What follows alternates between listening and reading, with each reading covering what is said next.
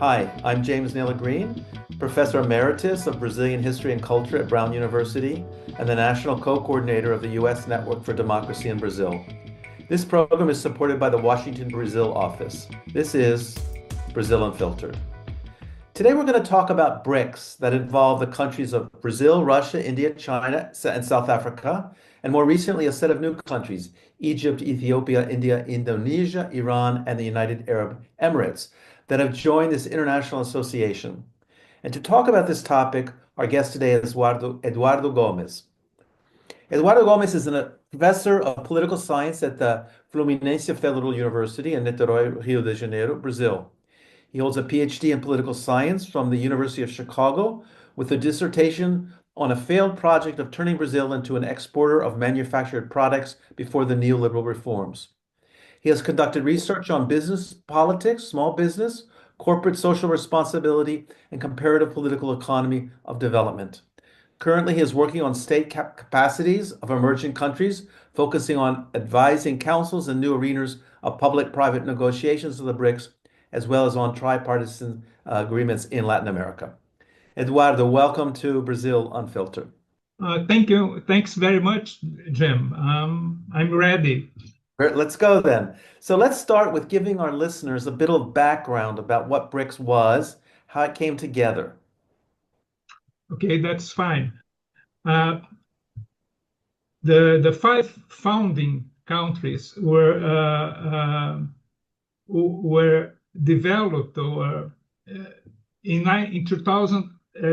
2009, but before that, there was various unfoldings that brought, to begin with, a group of Russia, India, and China, developing countries that were grew from the financial crisis of 2008. Shortly after various developments of the various political managers, there was this idea that Brazil should join the BRICS. The three first countries, Russia, India, and China, should join the BRICS. So the beginning of BRICS was made of four countries, and later on, South Africa was also included in the group. And those are practically the founding BRICS. So it's an outcome of the 2008 financial crisis of these developing countries. So I'm a little confused, or people are confused, because I understand BRICS also having been a title, a terminology used to describe these five countries as emerging countries, developed by Goldman Sachs to identify countries that were emerging in the economy and therefore had a different role than the developed countries, let's say, between most of the undeveloped countries using this terminology and the developed. So how has it changed? Or can we understand BRICS along the lines of this terminology presented by Goldman Sachs? Or is it something else? What are its goals? What does it intend to do? Okay, the BRICS was the idea of BRIC. In fact, BRIC without an S was developed by an economist, Jim O'Neill. But later on, an idea of putting together very important and interesting large developing countries with a large economy, large population, and those are the first five ones. The first five ones. So that's the idea actually of the BRICS. So Jim O'Neill had a role, but by and large, the countries themselves made different steps since the beginning. So the first one, the founding the founding arrangement of the BRICS was in 2009 in the Russian city of Ekaterinburg and in Europe. So it was just the Brazilian BRIC was an invitation of the other three ones to join the BRICS to make a new group of emerging countries with those aspects, economic, population in large countries. That's how they began, and since then we began to have yearly meetings in each year throughout today. So a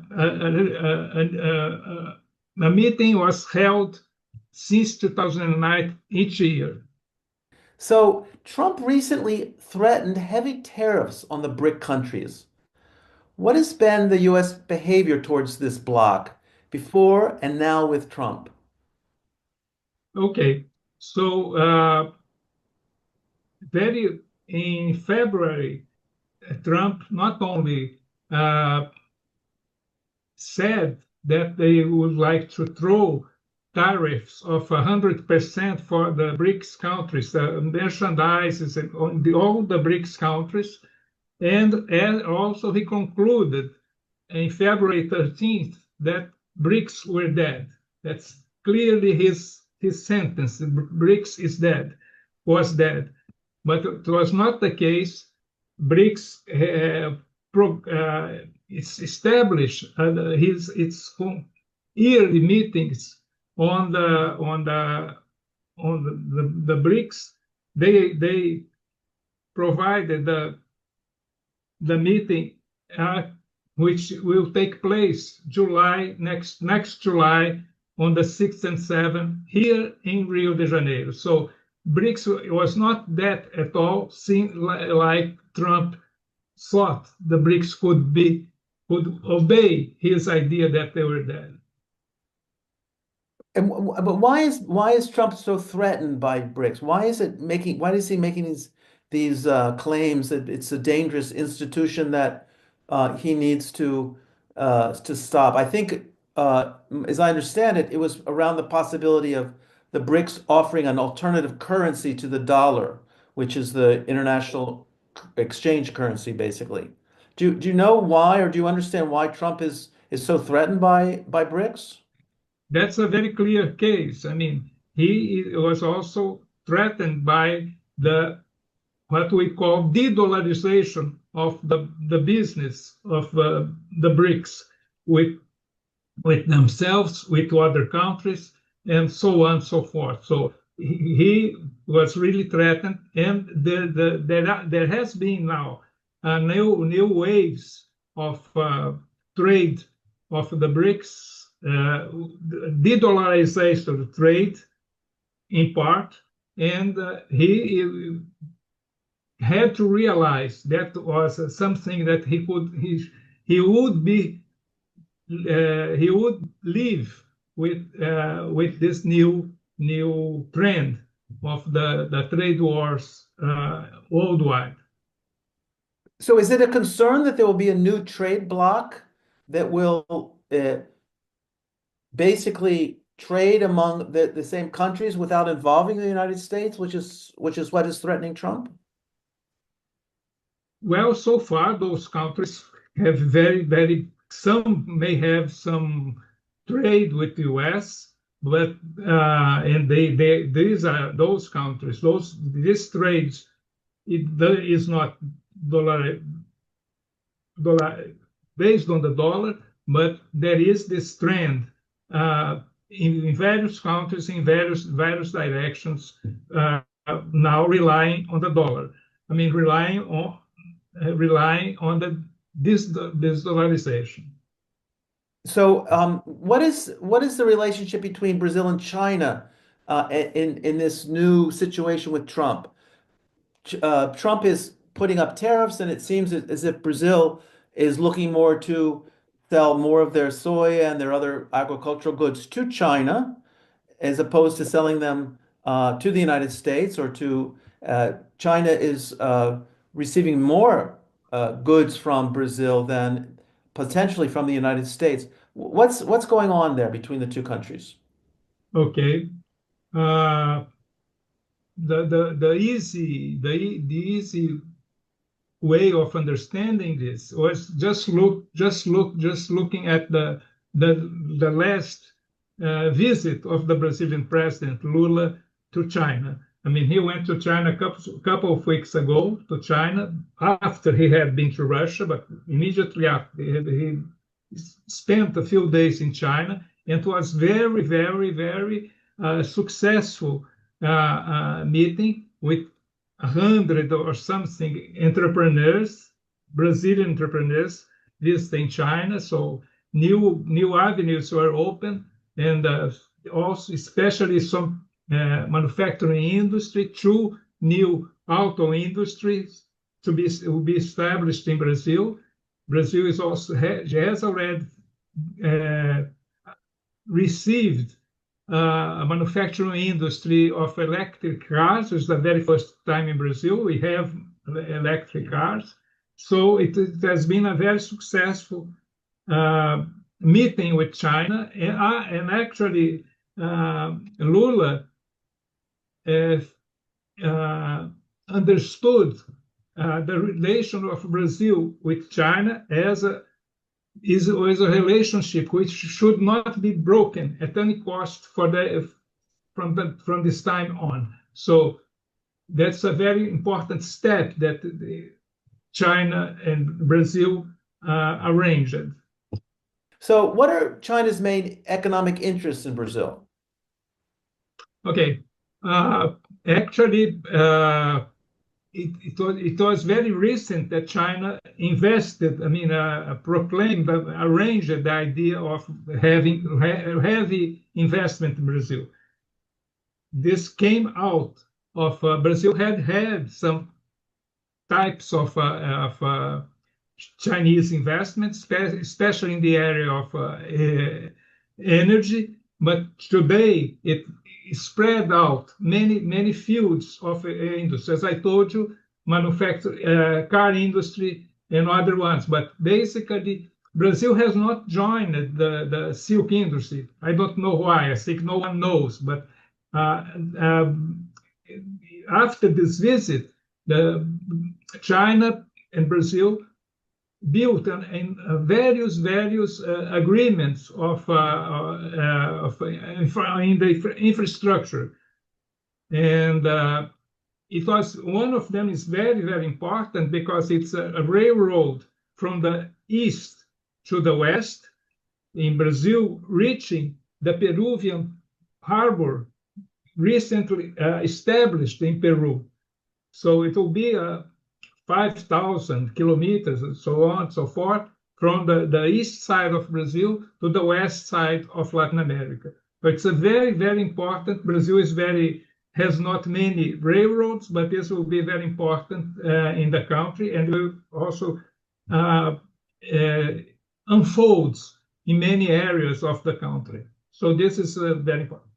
So, Brazil for 500 years has had an economic model of export primarily of agricultural goods. There was a period in the 40s, 50s, 60s, 70s when manufacturing was prioritized, and there was a significant export of Brazilian manufactured products.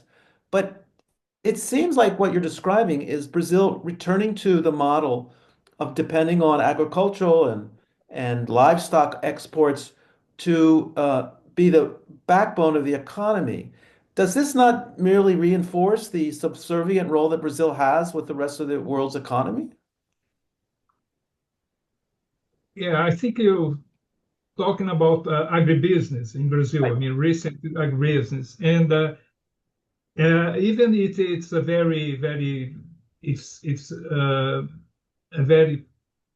it reminds us of the previous agro-exporting economy, but it's very efficient and modern economy in the countryside.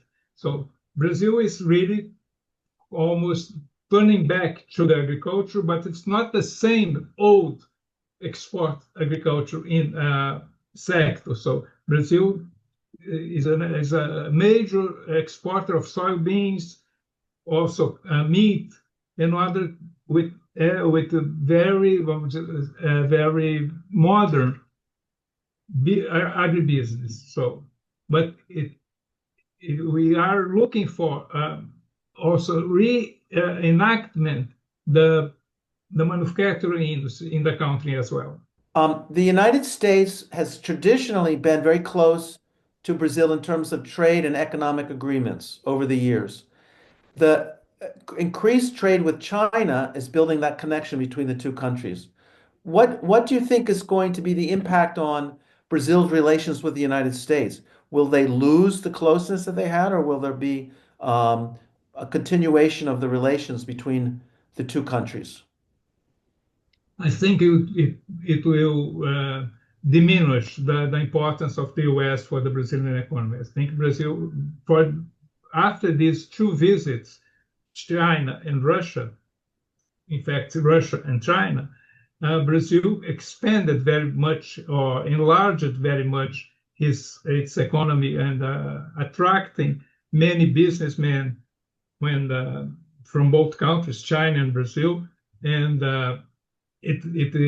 we expect a very new standard in the Brazilian economy to that point.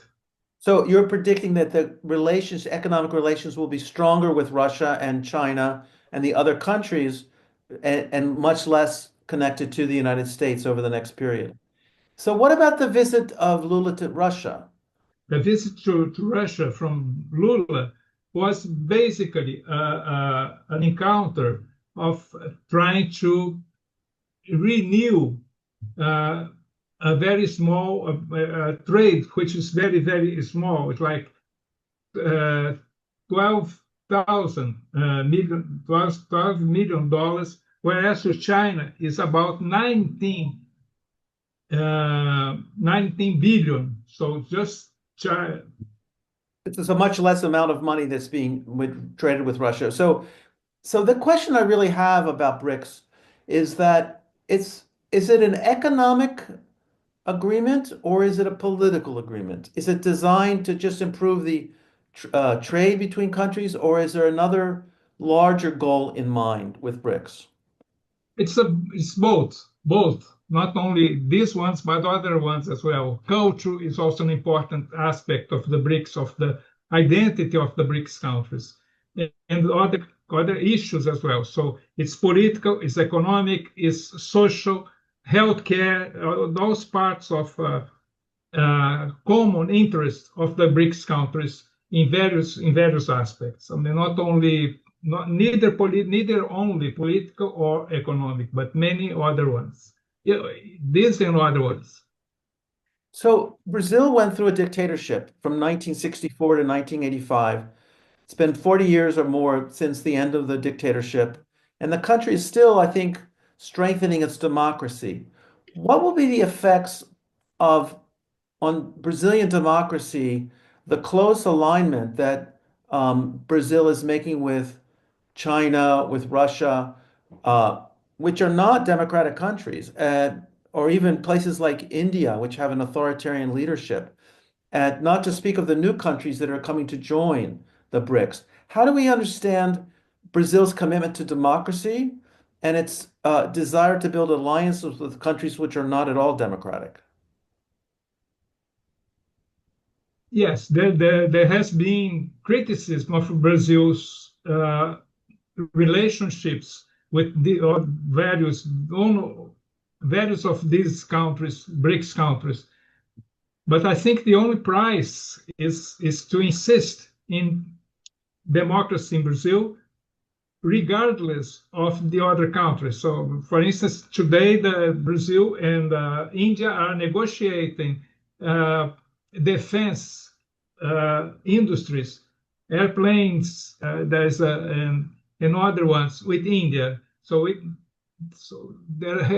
we also need an entrepreneurial basis that in Brazil can foresee and rely on our democratic institutions. So, and we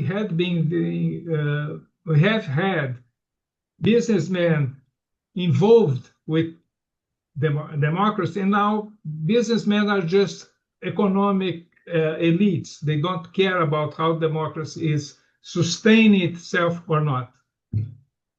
So if the people who are involved in trading between Brazil and the United and China, for example, are much more concerned about profit and getting the goods out there, etc., what are the guarantees then that the relationship what is the way that Brazil will be looking to these countries, whether it's the Lula government or a subsequent government, which don't have the same democratic values that Brazil has? How does one explain this relationship with countries that doesn't have the kind of same shared views about what a country as democracy should be? That's a very important question and challenging question. So we have supposedly we have gone out of the authoritarian dictatorship of Brazil, but I'm sure that the democratic institutions are not there easily shared by the Brazilian people. Okay? There hasn't been real after the dictatorship. There hasn't been an institutional building of democratic values in Brazil. There hasn't enrooted democratic values in Brazil. So do you think this is the way for Brazil to go, is to build a closer and build BRICS as the main international association of countries to encourage Brazil's development? You think this is the right way to go? I think so. I think that it has proven to be the way to go. I mean, as far as what we are seeing today is like an economic apparatus, very, very interesting for the Brazilians, for Brazil. Do you have any other comments about BRICS and what you think are important to share with our listeners about this phenomenon, how it's gone, what it's all about? Yes, it began. The BRICS began with five large countries, five emergent countries, and today it's we are seeing a very enlarged BRICS with many countries trying to be together, trying to join the BRICS. Some already have. The BRICS now has permanent members, and various other ones are trying to join the BRICS as well. So it's approximately, I would say, 30 countries trying to join the BRICS, and we're going to see this in the next meeting, month and a half, next month and a half. So some analysts have argued that because when BRICS was small, and there were only 4 countries, and then South Africa 5 countries, Brazil had a strong role, a strong presence. It was the only truly democratic country in a lot of ways. I think you could say India and South Africa are semi-democratic. Is not the growth of BRICS from now 10 countries officially in the BRICS and potentially another 10 more, so it might be a block of 30, will that diminish the power and the importance and the influence of Brazil within the organization or not? What do you think about that? No, it will not diminish the importance of anyone, I think. Egypt became a full member of the BRICS countries. The BRICS also, we haven't talked about this, also institutionalized a development bank in Brazil since 2014. And it has enlarged the resources for the various countries. You don't have to be part of the BRICS to be part of the new development bank. And former President Dilma Rousseff is the president of the Development Bank, correct? Yes. Yes, it's she was invited to be. I mean, she's covering the Russian time of the BRICS countries because Putin invited her to replace the Russian employee, whatever. And so she has been given an additional term, I believe. I think her term has Yeah, been. that's right. So she will have a continued influence on this. So, what would be your final message to the listener of Brazil Unfiltered about the BRICS and what it's all about? And is it a good thing? Is it a bad thing? Is it good for Brazil? Is it bad for Brazil? Is it good for the United States? Bad for the United States? What is your assessment? It's very good, very, very good uh, arrangement that the BRICS countries made. Very, very good. I mean, and you're going to see more of this with the meeting. Few weeks from today will take place here in Rio de Janeiro, early July. So this is a traditional meeting of the BRICS countries, which are held by the heads of state. They all come to a place, a city. It's and we're going to see some ones we don't get all of them, but many of them will be here in Rio de Janeiro, and there will be lots of side events, include ones by that I would also be part of. Actually, I've been invited to come to Rio for the side events as well. So we'll probably see each other in Rio on Oh, this that's time great. period. Yeah, That's that'll be great. great, great, great, great. So listen, Eduardo, I want to thank you so much for being with us today on Brazil Unfiltered. It was really great to have you with us. Thank you very much, Jim. It was nice seeing you and talk to our friends in the US. So, to the listeners, I hope you enjoyed the interview. If you're watching on YouTube, don't forget to like the video. And if you have not yet subscribed, please do so. If you are listening on Apple Podcasts, Spotify, or wherever you listen to your podcast, please leave us with a 5-star review. It helps other people find the program. Have a great week. Until next time, até a próxima.